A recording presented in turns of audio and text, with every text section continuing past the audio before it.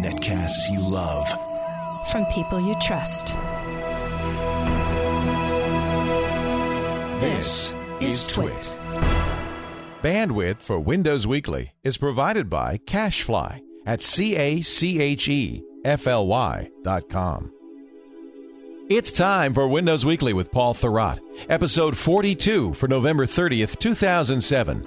Dave Fortin on Windows Live. Windows Weekly is brought to you by Audible.com. For your free audiobook, visit audible.com/Windows. It's time for Windows Weekly. Paul Thurrott is here, and this is a special edition. We're going to talk about the new Windows Live stuff with Dave Fortin, who's the general manager of Windows Live Marketing. I'm very excited about that, Paul. But you sound like you're more excited about your Kindle coming in. I'm a little preoccupied. My Kindle is coming. My Kindle is coming. You know what? You suckered me into it last week. Did you get one? I ordered one. It's now December 3rd before it'll come. But see, that always makes me feel queasy. But you just get the no, I won't put any. I won't put any burden on you. You can just sit there and rub the leather I'm looking cover. at all my friends, and they're all saying that the key to this is the wireless. You know, and I poo-pooed the form factor because I have an elegant, slim Sony ebook reader, and I thought, well, yeah. But the idea of being able, and this is what put me over the top. I subscribe to the Wall Street Journal, the San Francisco Chronicle, and the New York Times. I got a stack of paper 3 feet high every week. I was just thinking this morning over breakfast that, if this thing works out, I mean, maybe I just cancel the paper subscription and go. Read it anywhere you are. And it will be just like an episode of Star Trek. I'll be reading the paper on this little slate thing every morning. Oh, boy. Pretty soon you'll be eating purple food with the blue milk from Star Wars. Yeah, exactly. Anyway, we won't keep Dave waiting too long. Dave, do you want to say anything about Dave Fortin? Nothing. You mean me? Yeah. Well, who else? R2D2? Really. I don't think... He's a nice guy. We've been talking about Windows Live, and he's my new contact at Windows Live. I dealt for years with a good friend of mine who has since moved on to the boring part of Microsoft. And as I jokingly said to him, that he's now dead to me, because he's not on Windows Live. But of course, it is really exciting. True. I mean, I think this is to me where the most interesting development's going on right now at Microsoft. Absolutely, it's incredible, and I don't think they get enough credit for it. So I'll tell you what. Let's get Dave on the line, and while we do that, let me remind you that this podcast, this show, Windows Weekly, as is all the Twit episodes, is brought to you by the good folks at Audible.com. Great time this time of year to give Audible.com. Gift Audible.com. You could sign up for an Audible account by going to Audible.com/Windows. Get a credit toward a free book, one of 45,000 titles plus titles on Audible.com. Can I make a recommendation? This would be a great gift for the Star Wars fan in your life. The dramatized Star Wars featuring Mark Hamill, Anthony Daniels as C-3PO. This NPR put this together. It's 6 hours, and boy, it's amazing. Public radio broadcasted in 1981, and huge audience, 750,000 listeners per episode. It was a landmark on NPR, and you can't hear it on NPR anymore. They don't rebroadcast it, but you can get it on Audible.com. Let me just play a little bit of this for you so you can hear it. Skywalker's here. So what? Don't bother me with small fry. Where's the juice? I'm thirsty. Here, catch one. Hey, everybody. Where's the party? Wherever I am, Luke. Right, Cammy? Correct, lover. Hey, boys. Guess what Skywalker was doing? Hey. Sitting in the Tech Dome playing an Academy recruitment tape. Not. You never change, Skywalker. Is that all you want out of life, to parade around in a fancy uniform? So what do you want that's so much better, Fixer? Hey, you watch it, boy. Just because you got lucky on a couple of crummy tests, that doesn't make you some kind of junior space explorer. I never said I was any You know better what I than did back when they made me take those exams? What? I walked in, filled out my name, and walked out again. I showed them. Yeah. This is Star Wars dramatized. They also have Return of the Jedi and The Empire Strikes Back, same NPR dramatizations. So it's not just books, it's all sorts of great stuff. Audible.com. It brings your MP3 player to life, whether it's an iPod, an iPhone. You can burn them to CD. You can listen on the computer. I do all my reading through audible.com now, almost all of it, and I just love it. Some of it's going to be on the Kindle, but a lot of it's on Audible, and it's such a great way to make that ride, that commute go faster. In fact, sometimes I stay in the car and keep listening because I don't want it to stop. audible.com/Windows. We thank Audible for their support. Now, let's get Dave Fortin on the line. We kicked off by asking Dave to at least explain what Windows Live is. So I'll take you back a little bit in history, back when the discussions on this all started, and really began with some recognition of a couple North Stars and then kind of the realities of that. And I'll sum up the North Star where we're headed is we want to make it easier for people to communicate and share safely, the way they want to do it. Right? And it doesn't mean they're going to, we want them to communicate and share the way we want them to do it. It's whatever way they want to do it.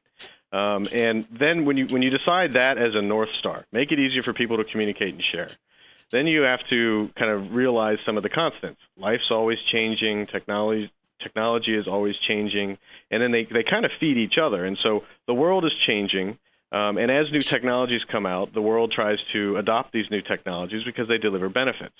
And you could use like email as an example, right? The world was very different when everybody licked stamps, put them on envelopes, and walked out, to the mailbox and dropped it in. Then email came, instant messaging came, and the world has changed, our lives have changed, and we're taking advantage of these great benefits. But every time technology delivers a new benefit, it also, just by nature, introduces some new complexities in life. And you could think of now the average person in the United States, and for the most part around the world, has 2.7 mailboxes. They usually have a work email, they usually have an ISP mail, and a lot of times they'll have a web mail. So that's great that we all have this email functionality, instant communication or virtually instant. But now I've got to sign into my work email to read what's going on there. I have to sign into my ISP mail because maybe that's my family account. And then I've got my private or college account that I'm using webmail for. And it's become quite complex because you could end up having to sign into a browser for your webmail, sign into Outlook Express as an example for your ISP mail, and sign into Outlook for your work mail. People are saying, hey, technology is great, love the email, but can't this be easier? How can you help me manage all of this? And you can draw the same parallels across many different types of industries or technologies. You could do the same with photography. When people had black and white film, it was fantastic. Then they moved to color film. Then they realized, geez, I've only got 12, 24, or 36 photos, and I have to manage all these rolls of film, make sure they don't get cold. I have to physically go somewhere to have them developed. Boom, here comes digital photography. Change the world, right? Almost everyone has a digital camera now, but it's introduced new complexities. Now I've got all these photos that I very rarely print, and it's really hard to share with people. And so in the old days, you'd print these off and you'd mail it to someone. Now people don't do that. They have gigabytes of photos on their computer, and they don't know how to share it. And so those are just two examples of how technology changes, delivers new benefits, but then also delivers new complexities. And so Windows Live is really set out to say, hey, across all of these different types of technologies we're using to communicate and share, let's make it easier. Let's bring these things together and allow people to communicate and share more easily in a very safe way, but the way they want to do it. And by the way they want to do it, what we mean is some people will want to do it all in a web experience. Some people will want to do it using rich software on their PC. Some people will want to do it on their mobile phone. Wherever you are, whether you're at home on your primary PC and you choose to download the software, that's going to be the richest experience. Or if you're at a friend's house and you want to, access your information through a web browser, or if you're, in between and you want to, just pull out your mobile phone and get to your contacts or get to your email or take a photo and share it, you should just be able to do that the way you want to do it. And so that's kind of how it all started. And then what you've seen over the last year is kind of like the building blocks. And so, we released the new version of Windows Live Hotmail, the new versions of Windows Live Messenger, and each of these came out when the development teams were ready. When these products were ready and they had passed the bar with our beta users, we released them. And we kind of, we always have this principle of release the innovation as soon as we can so that our users can benefit from it. What happened on November 6th, just 15 days ago, is we reached a milestone where we had a full suite of products across your PC, a suite of products you can download, a new release of most of the products for your web experience. So if you go to home.live.com, or just go to windowslive.com. You can access these services on a browse experience. Or if you have a mobile phone, we have new software that's available, whether it's a browse experience or if you're on a Windows phone, you can download and get to all of your email, contacts, photos, or even files. And so that was a big moment for us, and I couldn't be more excited with what we released 15 days ago, just because it's something I've been working really hard on. And so if thousands of other engineers in the company, and I'll quote Paul. I was reading your review the other day, and you quoted in there, the Windows Live team has to be one of the busiest groups at Microsoft. It's fairly astonishing. And I will just take a second to thank all the thousands of people across the company who have worked to get this release out the door just 15 days ago. I mean, and the response from our users is overwhelming. In the first 24 hours, we had over 1 million downloads of the new Windows Live Suite product. And the momentum behind that, like every day, it's just going up. And so in 15 days, you can do the math. We're very pleased. And a lot of the data is very early, but we're just looking forward to this continued growth and momentum, and really user satisfaction from the 400 million users out there using Windows Live today, and the billion users who have Windows. This to them is just like a free upgrade for their Windows experience. Yeah, I think that's what's cool about it. I mean, it's not just making Windows Vista better; it's also making Windows XP better, right? So you're not leaving that part off, which I think is really important. But then, and you've alluded to this, a lot of your products actually integrate with products and services from other companies. It's not just Microsoft services. So, for example, you can, hit the Flickr service from Photo Gallery. Yeah, things that I think people would just be surprised to hear if they're not familiar with it, that Microsoft would even make that sort of thing possible. Yeah, well, it's really a testament to the North Star I mentioned earlier. Make it easier for people to communicate, share the way they want to, and when you add on the way they want to, then when you get to this, if you have a discussion about should this be Vista only or XP, or should this be Windows Live services only, or should we open it up to Flickr or other, should we allow a Gmail account to be, read in our email experience? And when you have that North Star of the way people want to, those questions get answered very quickly. And it's actually liberating for us. I like it's great. I mean, it just makes it more valuable for everybody. I like the fact that you also give, at least in things like Windows Live Writer, an architecture that people can write their own plugins too. So it's very extensible. Yeah, and we're doing a lot of work on the platform side because that's, in many ways what Microsoft does and has done very well since its beginning is building platforms.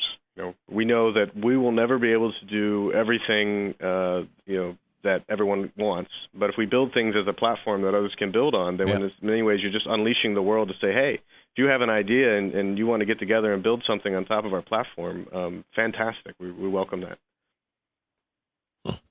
I don't know if you can speak to this at all, but obviously outside of Windows Live, there are things like Office Live and Xbox Live and now Zune. Is there a common? I know you refer to this stuff sort of as a broader live platform or whatever, but how do you sort of think about that stuff? And do these things integrate with each other in some way as well? And what's the commonality there? Yeah. Well, as I mentioned, there's several technologies that people use, and they all have the different benefits, but they become complex. And one of those themes is, I have a entertainment life, which you could think of music or videos, and I have a work life, which a lot of people are using, Outlook and Exchange, and so all of these people are looking at and saying independently they're great. But how can you make this easier for me? And so Windows Live, with the centerpiece being your Windows Live ID, and then your contacts, the people you care about are the contacts associated with your Windows Live ID. Those should be the core platform that is the common thing that all the live services are using across the company. And so that as you think about, having a Windows Live ID, things that are associated with that should all kind of work seamlessly, and they should be stitched together. And this is also a journey. I kind of mentioned over the last year, you've seen us make a lot of enhancements with the browse experience. Now we've come out with the kind of great upgrade for your Windows experience in terms of software download, as well as upgrades on your mobile phone. But because our North Star is making it easier for people to, connect and share the way they want, technology will continue to change. People's lives will continue to change. What they do with work and home, and how that line between work and home continues to blur as society changes, means that we will never actually finish our job. Every year we're just going to keep going and keep going. And thus I will never finish my job. But if you never finish your job, you're never out of a job. And there's a certain advantage to that, too. Sure.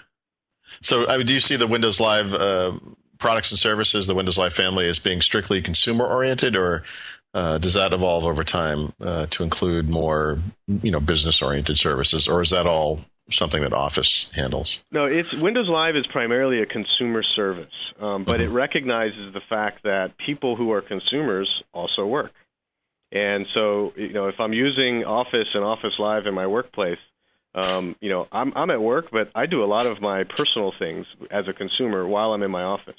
And while I'm at home, I do a lot of work things while I'm at home. And so those things should recognize that as a consumer, I have a personal life and a work life, and there are continuously going to be ways that we can stitch that together and make it easier for people to manage what they want to do. Right. Okay, so does it make sense to drill down into some of the stuff that just happened in this, what I call it the Windows Live Suite, because I don't know what to call it, but the software applications that you've released with a unified installer earlier this month. I mean, this is obviously the big milestone. I mean, do you want to talk a little bit about, what's involved there? And I don't know if you can share with us too. I mean, do you have a handle on what people are actually installing from the suite, or is it too early to talk about that kind of thing? It's still very early. Like we're on day 15. We do have data on that, but we're unfortunately not releasing any of that right now. Sure. But it was a big moment for us because it was the first time that we were actually able to complete the story around the way you want, because people have a primary PC. Windows offers a lot of great experiences, and then Windows Live is essentially a free upgrade for your Windows experience. That's the way we developed the unified installer, was with that idea in mind, so that people would just feel like, hey, I made a few clicks, I chose what applications I wanted, it all came down very easily, and now all of a sudden my Windows experience just got better, because we've integrated the web services directly into the Win32 code that's running on your PC, and it allows us to do a lot of things that you can't do just on the web. My favorite example is the Windows Live photo gallery, which there's a lot of great things people want to do with their photos. Panoramic stitch. The idea that you can take 7, up to. I mean, I've seen people do up to 30 photos of a scene, and then they can highlight them all, and then with 2 clicks, the computer, using the processing power that you have on your individual PCs, analyzes every pixel in those photos and figures out, how do I stitch this together so that it looks like a very professional panoramic photo with a camera stand. And you just can't do those kind of things with web software the way you can do it on a PC. The other good example is the Windows Live Mail client, which we view it as the upgrade for Outlook Express or Vista Mail. You can do offline mail, you can do photo mail, you can do all kinds of things on your PC that you wouldn't be able to do if you were just launching a browser and signing into your mail client. Yeah, and obviously it works with the Hotmail stuff, but it's it does IMAP, it does RSS, it does POP3. I mean, it's fairly full featured for for a free application. I mean, it's one of those things. I mean, having used Windows over several years, I have a sort of a natural aversion to Outlook Express in some ways, but yet this application is just so excellent. I mean, I have to. Making me use something like this is sort of an accomplishment in some ways, because I just naturally look at this and think, well, Outlook Express, I'm not really sure, but it is amazing what's going on there and how easy it is to, just hook that up. And that's been one of the big deals. Leo and I have talked a lot about cloud computing and doing, a lot of these things from the cloud, via a web page and so forth. But, because one of my big pet peeves is a lot of the configuration stuff you have to do in a client application, but this stuff is literally just, plug in information and go. And, I have a lot of accounts forwarded to my live.com account. So it's one of those things that just sort of works without me having to do a lot, which is just fantastic. Yeah, and one of the other things we tried really hard across our mobile experience, the suite experience that you would download to your PC, as well as the browse experience, is make it easy. And part of making it easy is making it familiar. And you just kind of talked about it with, hey, the Windows Live Mail client looks like Outlook Express, and that was very deliberate. Because no doubt, millions of people will be drawn to it just for that reason. Yeah, and that's what we want people to think. We want people to realize, hey, you know what? I'm used to Windows. I know what Windows is like. I know how to navigate through Windows experience. I know what to expect with the different dialog boxes. And when I download, this free upgrade for your Windows experience, it should behave the same, right? I shouldn't have to go take a class or go talk to experts to learn how to do this. It should be intuitive and very easy, and that's what we worked really hard to do. So I'm glad to hear that you're saying from your experience we hit the mark there. Oh, absolutely. Yeah. I mean, it's just it's overcoming sort of a natural aversion in some ways, and as someone who almost, pathologically tests and retests, different email applications, especially in web browsers too. It's interesting to me that, I have Outlook, but I actually find myself using this, and that's actually kind of amazing. Yeah. And I know the last time we talked, Paul, you mentioned some problems you were having with your contacts, and it's another area that I'm particularly proud of with what we've done. So I saw your note. One of the I had mentioned in my review that you can't assign pictures to contacts. Not to get off on a particular support call here, but what the heck, you're on the phone. Sure, why not? Happy to help.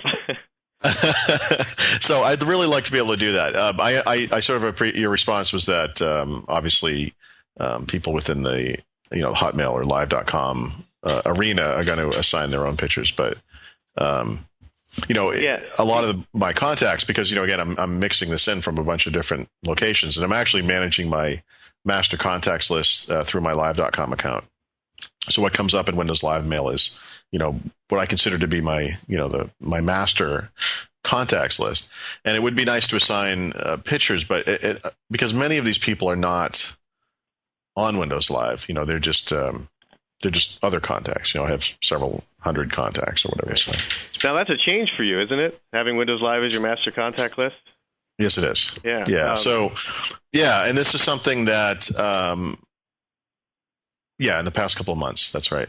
Yeah, and that was another one of those problems we were deliberately trying to solve. So I'm glad it's working for you. I mean, the same. I mentioned that people have multiple email accounts. So with each of those email accounts, as well as their mobile phone, they've also got a contact list, and it's really hard to know where's my where do I find this person's information, and it's also very cumbersome to type in the person's title, address, work phone, home phone, their spouse's name, their birthdays, and all that information into 3 or 4 different accounts, as well as your mobile phone.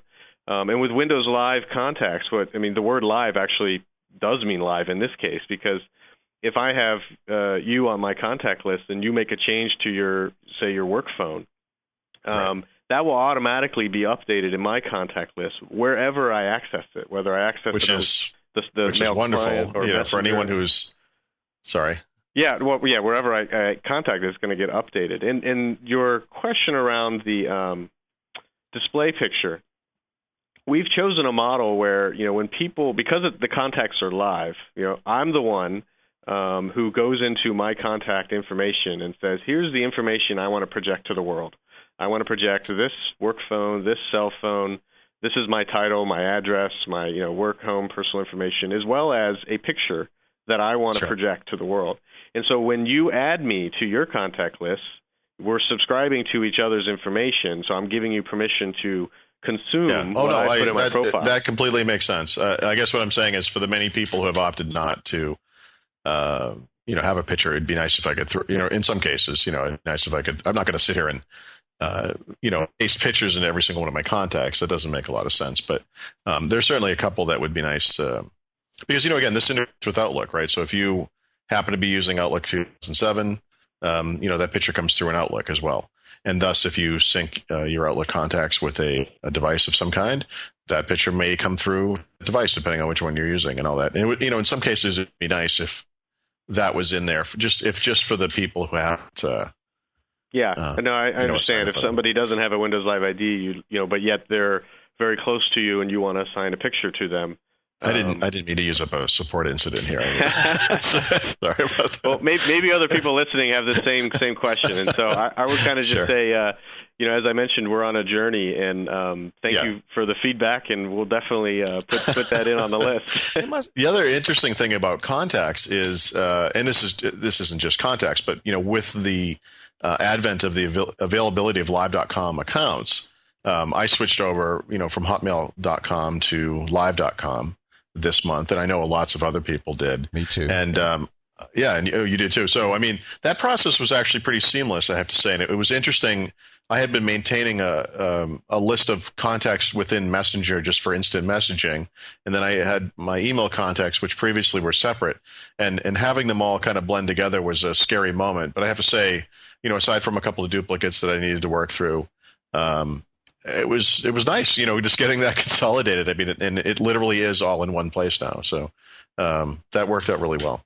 Yeah, great. And it downloaded to your mobile phone as well? Absolutely. And deduped with your Outlook contacts. Yeah. And that's what's beautiful about it. I mean, and that's the thing. And like you said, if you're in my contacts list and you change information, I could be on my phone calling your number, and I don't have to know what your number is or that you changed it. It just will work. Yeah. And that kind of stuff is just really valuable. It must be difficult because you have to some degree, kind of understand what people's expectations are. I mean, the whole idea is that this works transparently. It makes sense that, the phone would just automatically, number would change or the picture would change. But you have to kind of think about what are people's expectations and act accordingly, which is not always easy. And especially with people like Paul, because he's got all sorts of weird expectations. Yeah. There's two answers I would give to that, or two kind of things we do. One is, we have an excellent usability team that does, every day their job is to do research on, hey, what if we do it this way? What if we do it that way? And they're constantly talking with our customers. We bring them in, we do live focus groups with them, and to really understand how would different people react to this type of navigation or this type of response. And then the second thing is, the betas that we do. And betas, as a terminology, is kind of changing its meaning in today's world. It used to mean one thing, and now there's products that stay out in beta forever. But for us, it's really about, we're not 100% there yet. We know we want people's real feedback on this product. And so most of our products are in beta for a minimum of 2 months, where we're constantly listening and getting feedback, and we make those changes. And then when we get the feedback from our users that says, yeah, this is ready, then that's when you'll see us pull the beta tag. When you say your customers, that's an interesting question. Who do you see Windows Live aimed at? It looks more like a home audience than a business audience. It goes back to the discussion we had earlier, was every business user is also a consumer. Right. So it is targeted to people's personal lives versus their work life. But recognizes the fact that you have both of those identities, and they should work together as seamlessly as they can. Right. While keeping in mind, the higher level of security that an enterprise would want. Hotmail is still part of Live, even though that's kind of the older part of Live. Do you want to migrate everybody over to Live Mail? Well, I guess the Hotmail interface is part of Live. Yeah. Yeah, Hotmail is part of Windows Live, and I would say I'm reacting to the word old. He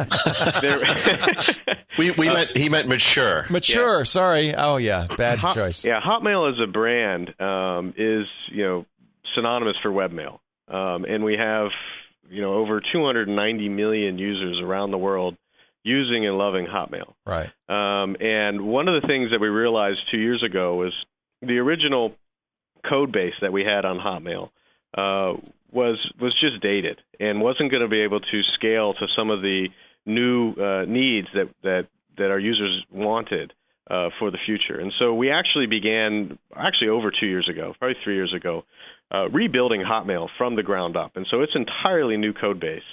And so that's why I was saying it's not really old anymore, because this is brand new, state of the art. Doesn't look anything platform. like Hotmail anymore. That's for sure. Yeah, yeah. And we tried to embrace the familiarity of Windows or Outlook Express right. when we kind of redid Hotmail. But you also have a classic UI, and so again, recognizing that users don't want a lot of change, but they want the benefits of the new technology. And so when you upgrade from, say, the older Hotmail code base into the Windows Live Hotmail, you'll have a choice to say, hey, I want the kind of Ajax technology view of this world, which is kind of more like an Outlook Express look, or Outlook even. Or, hey, I liked the old Hotmail and I just want the classic view. But in either case, whatever UX you decide to choose when you move to Windows Live Hotmail, it is on the new code base, and by no means old. But it is still, recognizing a lot of the same elements of the old Hotmail UX and capabilities, as well as your email and your calendar information or your contacts. All the stuff that you had moves with you. So we're not trying to jar anyone. It should be a very seamless experience where it's intuitive on how you take advantage of the new benefits, and it just feels like a great upgrade. But it is the new Windows Live Hotmail, and over time, we do expect all of the users to want to take advantage of this new service. Yeah, and 5 gigs of storage, which is great. Yeah, and with the new platform, and we built it with, storage was one of the key parameters, that this storage should never be an issue for our users. And we know as time goes by, people need more storage, and we're just going to continue to raise that limit. Can we talk a little bit about some of the beta stuff, or would you prefer to stick with the stuff that's released? No, I'd be happy to. If you have any specific questions on... We have to talk about calendar. Yeah, because well, that and SkyDrive was... and SkyDrive. That's what I was going to talk about, SkyDrive. All right, start with calendar, and then I want to ask about SkyDrive. I'm really excited about SkyDrive, actually. Yeah. Okay. Well, Windows Live Calendar, calendaring is obviously a key component to everyone's lives. And if we're going to make it easy for people to communicate and share, calendar has to be a piece of that, as well as events. It's another service we haven't talked about yet, was Windows Live Events, which obviously will tightly integrate into any calendaring experience. And it's one of those that, we just came out in beta. And as I mentioned before, we're going to get the user feedback, and when we're ready, we'll take the beta tag off and continuing to innovate in that space. But it's a key scenario that people want. If they're going to manage their kind of personal life and their work life, they need to be able to look at their calendar in one place or side by side. Kind of like what you can, eventually with Outlook Connector, you'll be able to do that. You'll be able to sign into Outlook and actually look at, here's my work calendar and here's my personal. That's exactly what I was shooting for, because and also I hope in Windows Live Mail, hopefully there'll be a calendar component to that, for the people that don't have Outlook. I'm not sure if that's in the cards, but hopefully. I don't think you would be surprised. Okay, good. But after all, why wouldn't everyone have Outlook? Come on. Well, I don't know. That's what I thought Dave would say, but I think I like Dave's answer better. Yeah. Well, if you keep the North Star in mind, if you're trying to predict what are we going to do next, making it easier for people to communicate and share the way they want. Right. And then when you ask yourself, should we have a version of Calendar that runs on the PC that's part of the Windows Live Suite download? The answer would be, yes, because that's the way people are going to want to do it. Right. And the same thing with Outlook, right? If they're used to Outlook and they love Outlook, then they should be able to access their calendaring information there as well. Yes. There you go. It's all part of the journey. Okay. Okay. So you wanted to talk about SkyDrive, and also, if you don't mind, I'm just curious about the overall storage story at Microsoft, because obviously now you've got things like Spaces, where there's storage associated with it. The new version of Windows Live OneCare has photo backup facilities where there's obviously storage up there. Office Live Workspaces will have a storage component. Looking down the road, I'm just curious. I don't know if it's too early to talk about this, but I'd like to know if what the plans are, I guess, to consolidate all that and offer some sort of live.com, across the board, storage backend, that's sort of attached to each live ID, I guess.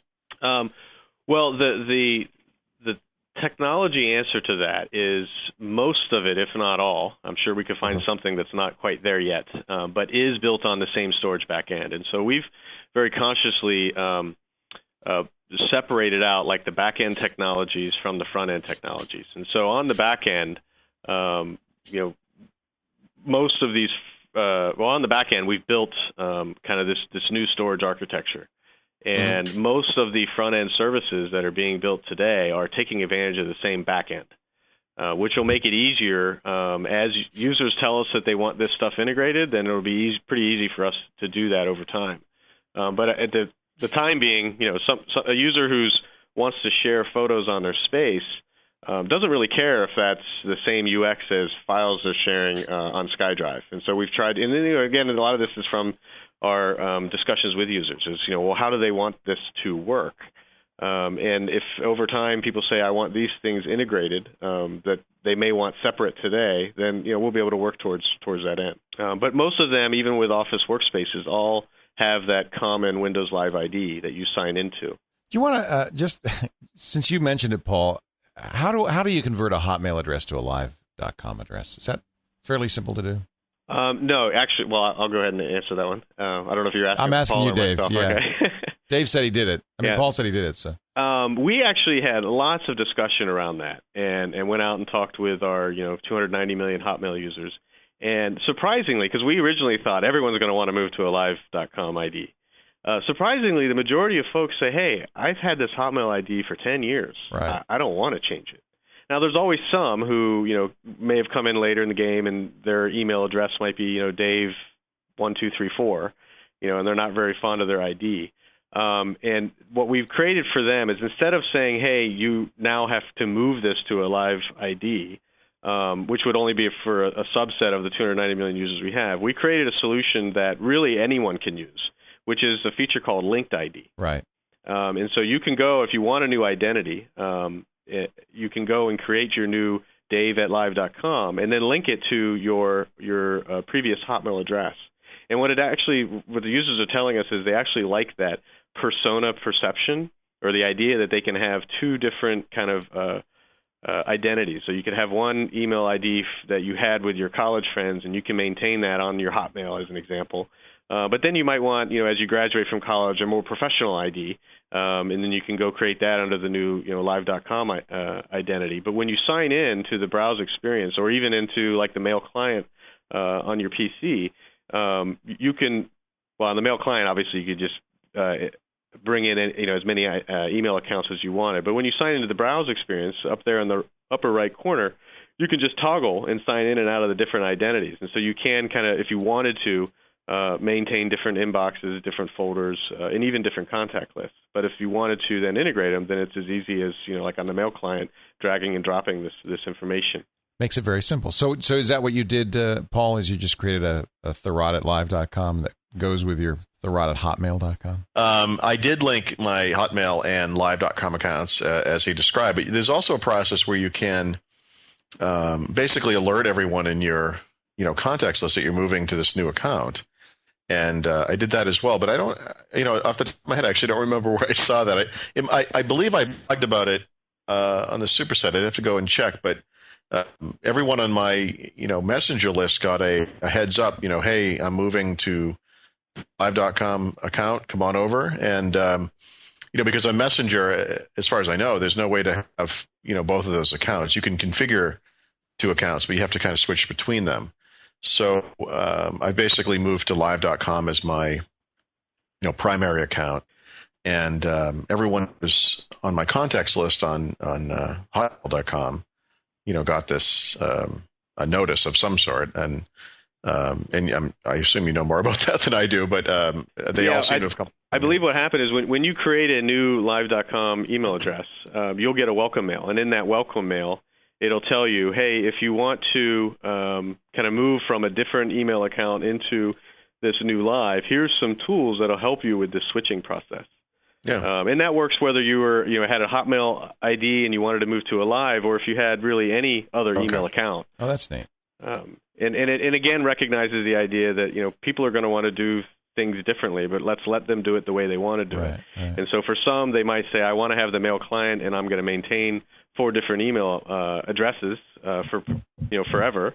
And other people will say, well, I'm going to download this mail client. I'm going to bring in my 3 or 4 different email accounts, but over time, I'm going to kind of consolidate them into one. And so these tools allow people to begin that switching process.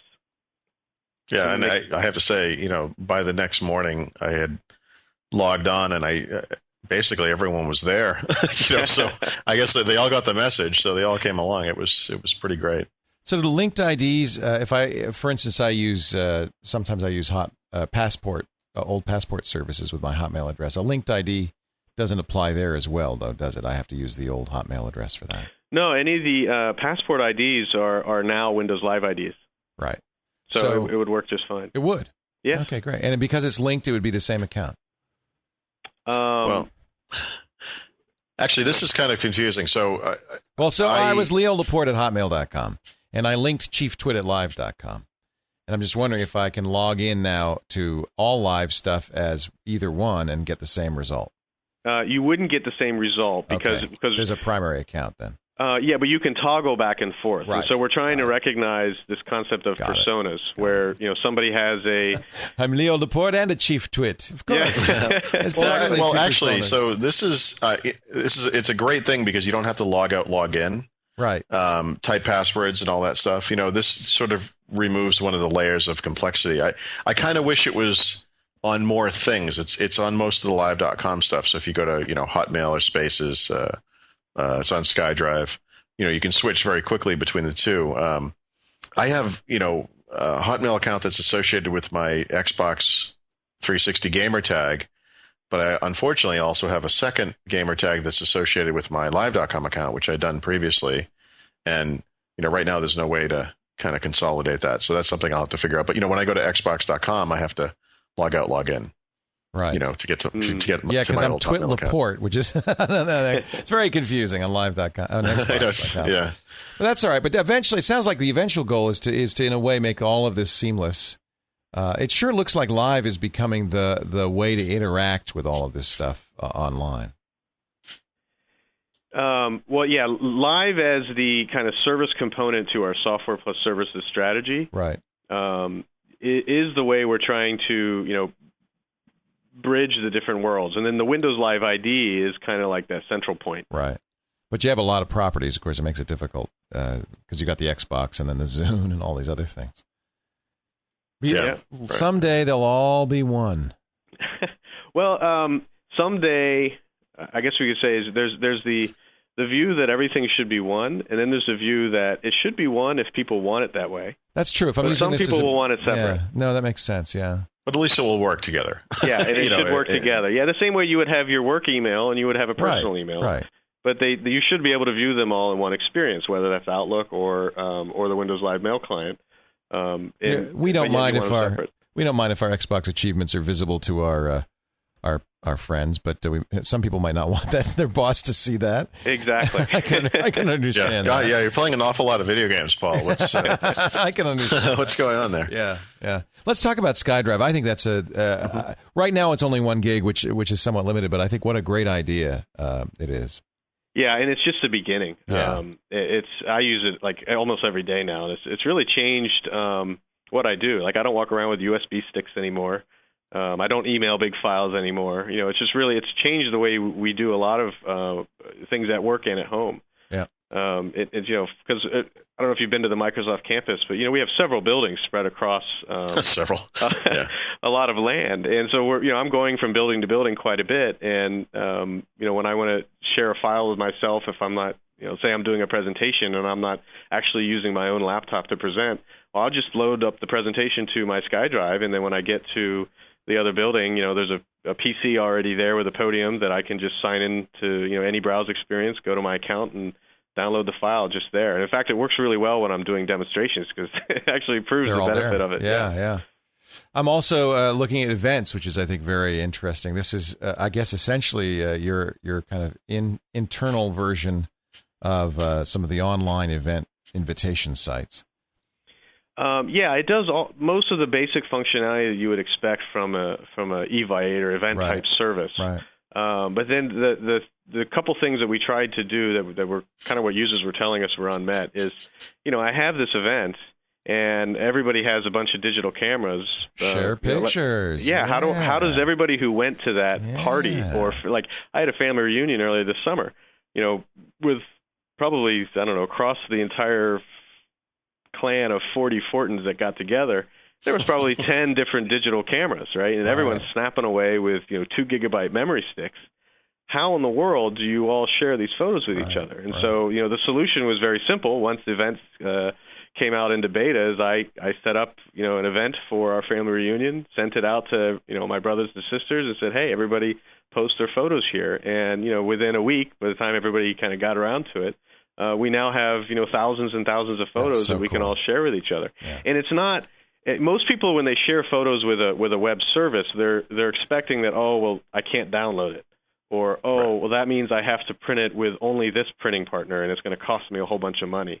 And with this service, again, sticking with the theme of the way you want to do it, you upload your photos. You can then the people who go to the site to see them, if they're permissioned to see it, they can download the photo and do whatever they want with it. They can, right from that website, they can choose from a list of different printing partners and choose the best price that they want.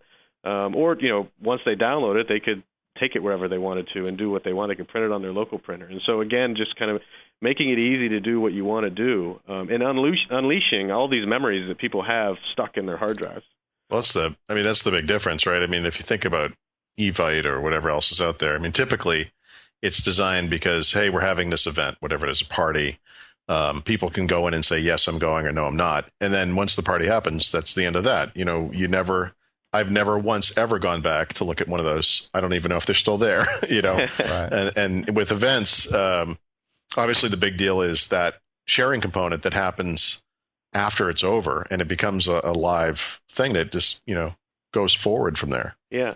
And the other thing that we tried really hard to do with events, and we did this really across all of Windows Live, is integrate it with the other things that you're using. And so, like, contact lists is a great example.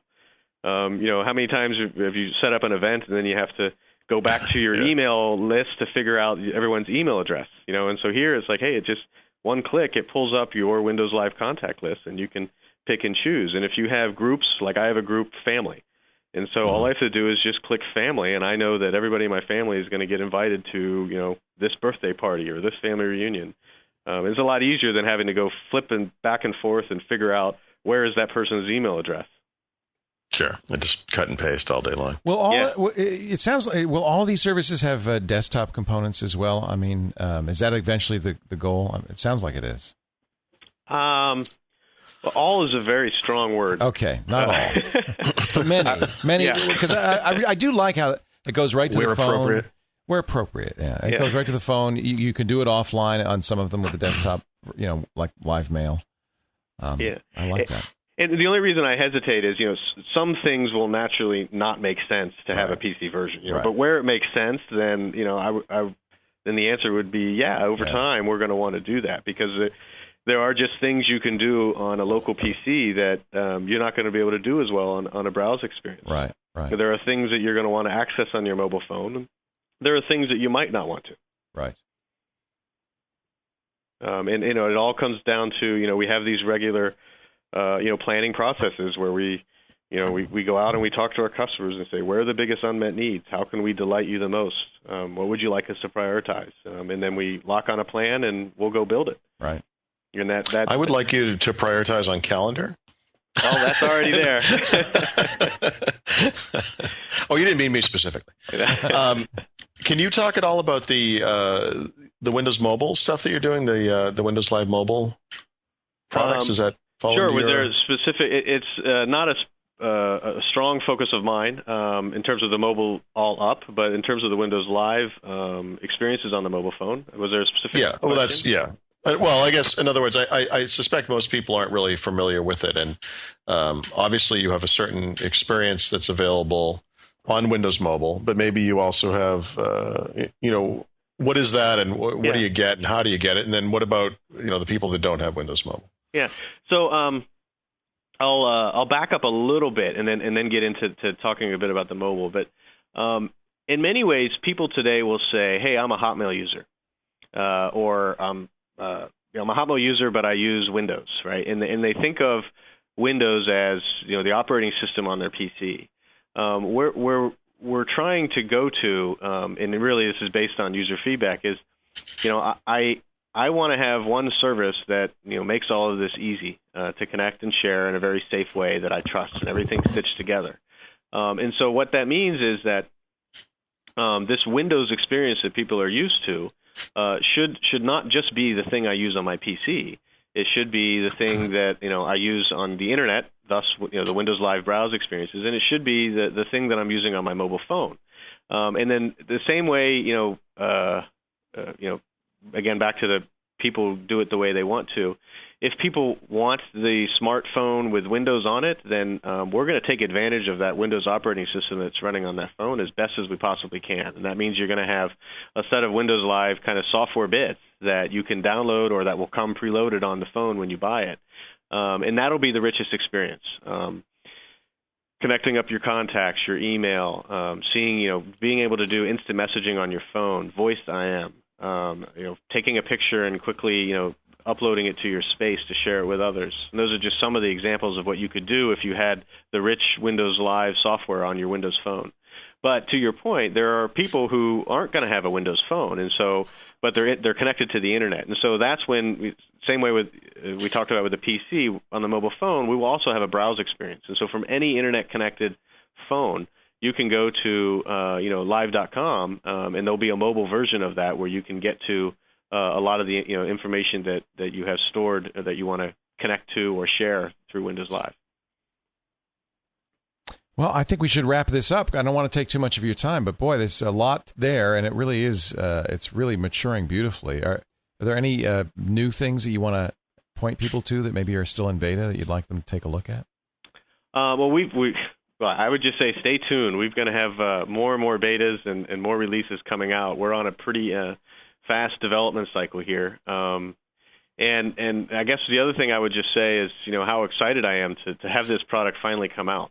It's been a long cycle with thousands of people working very hard across the company. And, in just 15 days, the response has been overwhelming. And I would encourage anyone who hasn't downloaded this yet to give it a try, because every single person that I have shown this to is just amazed. And even if you're not very into technology, if you've got a digital camera or you have multiple email addresses, I mean, this is the must-have, right? You have to be downloading and using Windows Live Photo Gallery in the mail client, unless you have Outlook as the mail client, and that's obviously great as well. But it's just a great free upgrade for your Windows experience, and hopefully everybody gets a little stocking stuffer with a Windows Live token this year. I do. We mentioned before we began, I love Windows Live Writer, and I've been using it for blogging, and it's great. And I love the fact that it's got a plug-in architecture, it makes it extensible, and it's a nice experience. It really is. It's nicer than the stuff that comes with the service you're using, probably. I mean, yeah, it certainly is nicer than what comes with what I'm using. No, I mean, exactly. It really is impressive in that way. Yeah, I think Paul mentioned it as well in his write-up. It's one of those products that appeals both to the high-end blogger as well as the casual blogger. Right. And not many things can do that, but it does spread the spectrum. Like with Photo Gallery, I could say, if you're a high-end photographer, that's probably not the application for you. Right. But with the blogger, I do agree with what Paul wrote, which is it actually appeals to both spectrums of the segment. Yeah, and that's just so rare. It's amazing that it has such crossover success like that. I may say more about what a high-end blogger is than anything. Well, no, or just so I think high-end. it speaks more to the quality of the tool. I mean, it really is tool, just a neat. It's like a word processor. I mean, it's just really, really well done. Thank you, Dave. We appreciate your time. Oh, I appreciate the opportunity. Thanks for chatting. All righty, Dave. Thanks, Fortin. Dave. Take care. Okay, have a great holiday. All right, thanks. Bye-bye. Bye-bye. And that's Dave Fortin, General Manager, Windows Live Marketing. It's always tough when you talk to a marketing guy because they want to, they're so high on their stuff. They really want to sell you. But I think that he did a very good job of explaining the theory behind all of this and the goal behind all of it. And it's just so open to what people want and what people are really using. And I think that's what makes it such an easy sell. And it's free. And it's pretty. They're not pretty. it works well, and they're not forcing you into their own thing, Which is new for Microsoft, I think, in many ways. Yes, and we didn't really get into this in our conversation, but you have to think 5-10 years ago, this stuff would have been funneled right into Windows. Right. It would have been a feature of the new version only. Right. And that's how you would have gotten it. You would have gotten it whether you wanted it or not. And clearly what they're doing now is such a better system, and it's so consumer friendly, and it's just the right way to do it. It's a kinder, gentler Microsoft. It is. Well, and you could say it's because of the court case. I don't know if that's the case or not, but I certainly, you can't bundle anymore. So you've got to make it attractive. You've got to say to Windows users, here's a service you're going to want. God forbid it be good, Yeah. Yeah. So you have to appreciate the approach, regardless of how it all happened. Right, I mean, they're doing the right thing. So, well, I'm glad we could take a little time to look specifically at this, because it just came out and we really wanted to talk in more detail. I'm glad we could. We'll be back next week with more Windows news, Windows information, and probably a couple of Kindle reviews. I know. Everybody on the Twit network is buying a Kindle. And the fact that they're sold out. That I have to wait a week. They may have hit their exact audience number. Well, that's true. They may, for all we know, but it may be like the iPhone. You wait in line for the first day, but after that, I have no problem promoting something that's going to make me read more. Yeah, you're right. I just got a librarian and I think retired professor sent me some statistics. It's something like only 1/3 of all kids read every day now. Reading. Oh, it's unbelievable, and that's one of the things my wife has been particularly good about. My kids read every single day, and I have nothing to do with that.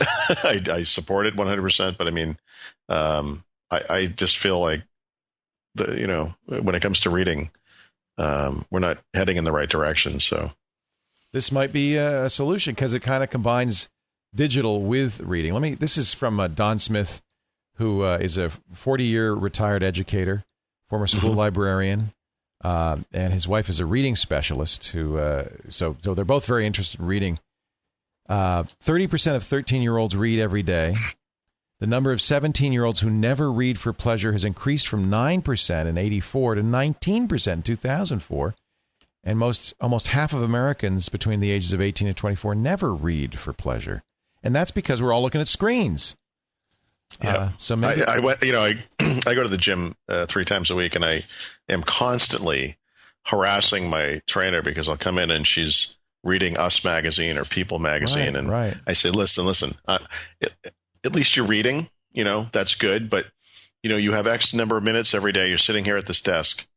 Come on, come on. Read something. Read something. Read something. Or listen. Do an Audible book. You could always do that. Yeah. That's a way to get reading done. I mean, frankly, that's one of the things. Reason I look at screens less is I'm an Audible member. We want you to take a look at audible.com. Audible.com/Windows is our special URL. You go there, you sign up, you'll get a credit to a free book. Maybe you should give this to your trainer. Well, actually, I think unfortunately in the environment they're in, that wouldn't. She work, couldn't listen. But... See, I think a lot of people with iPods while they work out, and music is great while you work out, but I listen to the Aubrey Maturin series while I am on the deck. I love it. I'm on the deck of a 19th century British man-o'-war while I'm on the Stairmaster, and I'll tell you, there's nothing that gets you going better.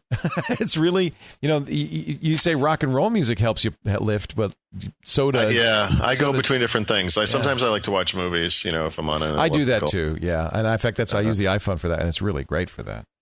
But, But this is just one more way to get a little bit of literature in your life. There are a bunch of books. I was just looking at the Microsoft books on audible.com. You recommended World War III from Ken Auletta, which is a great book, a must-read book. Absolutely. And again, I if somebody knows out there, I mean, it seems to me there haven't been any excellent Microsoft, business books in the past few years. No. I mean, it seems like most of the good ones are from a decade ago. There was one, a wonderful one that G. Pascal Zachary wrote. Oh, the Showstopper. That's the best one of all. Oh, isn't that great? That's the story of NT.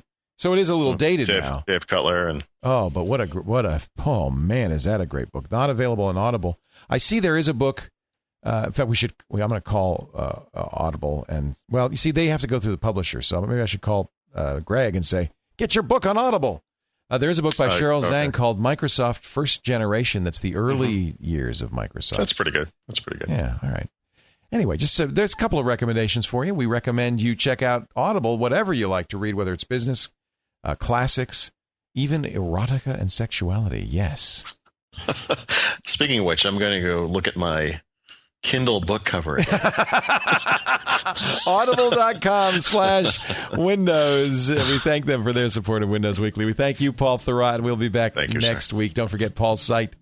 His many sites. There's internet-nexus.org. That's .com. That's his blog. There's a super site for Windows, which is winsupersite.com. And he's also at Windows IT Pro, where he does the news stories there.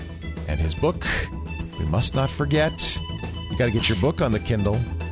His book is Windows Vista Secrets. Paul Thurrott, thanks a lot. We'll see you next week. See you then.